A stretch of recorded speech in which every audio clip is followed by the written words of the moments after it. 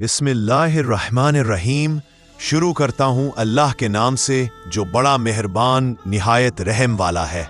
एक दिन हज़रत अली रज़ी अल्लाह अन्हो के पास कुछ लोग आए और अर्ज़ किया, या अली, हमें ये बताइए कि किन लोगों से मशवरा लेना चाहिए और किन से नहीं।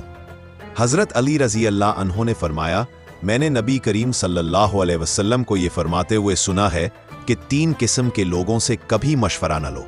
पहला, बखील इंसान, क्योंकि वो तुम्हें अल्लाह के भरोसे से रोक देगा और हमेशा माल खर्च करने से डराएगा। दूसरा, बुज़दिल, क्योंकि वो तुम्हें हर मामले में खौफज़दा करेगा और आगे बढ़ने से बाज रखेगा। तीसरा, हिर्सो लालच वाला शख्स, क्योंकि वो तुम्हें अपनी ख्वाहिशात और गुनाह की तरफ खींच ले जाएगा।